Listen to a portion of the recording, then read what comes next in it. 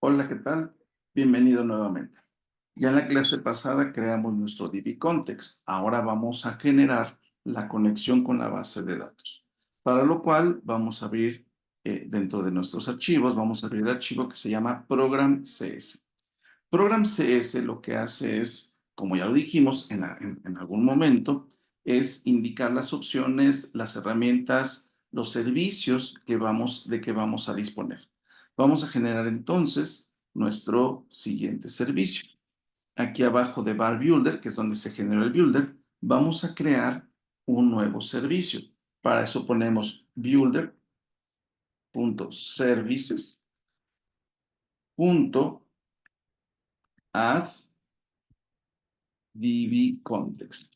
¿Qué estoy queriendo decir con esto? Que en realidad lo que vamos a crear es un contexto de base de datos. Vamos a recurrir al DB Context que ya creamos, que se llama Application DB Context. Entonces, ya que puse builder.services.addDB Context, entre los símbolos de diamante, como le llamo, menor que, mayor que, voy a colocar Application DB Context. Fíjate, cuando yo pongo Application DB Context, aquí me dice primer crud.models. Esto es porque está en ese namespace.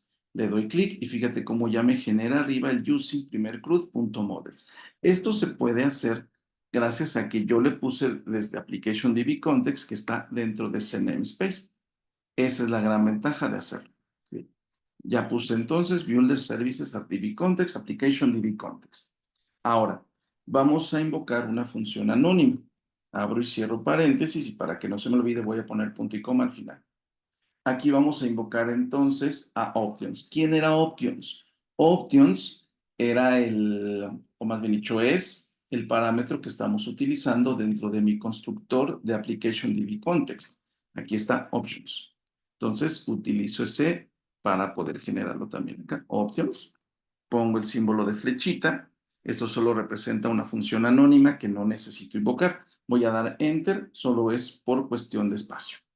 Entonces, ahora dentro de esta vamos a colocar options, punto, y el tipo de conector de base de datos que vamos a usar. Es decir, vamos a invocar a MySQL. Entonces vamos a poner aquí use MySQL. Fíjate, antes de darle enter, cómo me va a invocar al Entity Framework. ¿Te acuerdas que en el video anterior descargamos pomelo.entityframework.mysql? Pues de ahí viene este use MySQL. Ya está. Y fíjate cómo ya me lo agregó también en la parte superior. Fíjate, using Microsoft Entity Framework Core. De ahí viene esto. Luego, paréntesis. Ten cuidado con los paréntesis porque luego puede generarnos broncas. Lo que ahora vamos a colocar es la cadena de conexión. Nota al pie. Estoy utilizando MySQL. Si yo tuviera que utilizar SQL Server, colocaría nada más use SQL. Si yo tuviera que invocar a Oracle, pondría use Oracle y así sucesivamente. Y aquí vamos a poner la cadena de conexión hacia tu servidor de base de datos.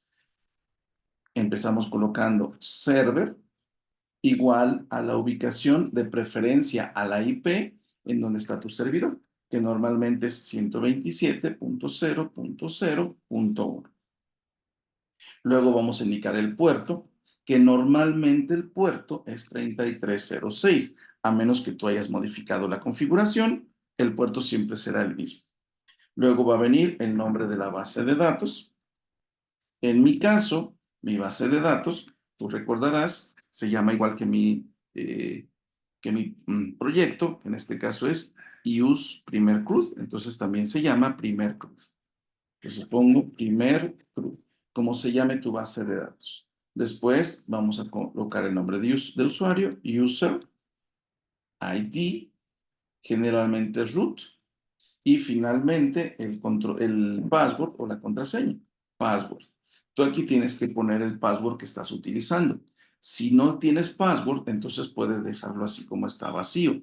En mi caso, yo sí estoy utilizando un password y ese password es este que está aquí. Pero ese es para específicamente mi base de datos y tiene que cerrar con punto y coma. Después de las comillas, voy a poner una coma y voy a darle un enter, porque me falta ahora indicar cuál es el servidor que estoy utilizando. Entonces voy a poner new MySQL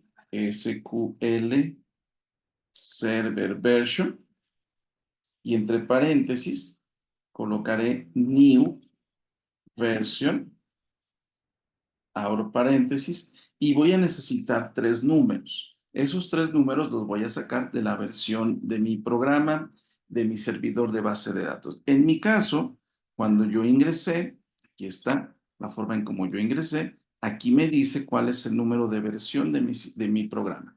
Tú tienes que revisar qué versión del servidor estás utilizando. En mi caso es la 8023. Entonces aquí voy a poner justamente esos números, pero acá separados por coma. 8,0,23. De esta manera es como se realiza la conexión hacia la base de datos. ¿Vale? Ahora nos falta un detalle más. Para que se realice la conexión necesitamos hacer la migración. Para hacer una migración vamos a necesitar ciertas herramientas que comentamos en el siguiente video. Nos vemos entonces allá para explicar cómo realizar completamente una migración.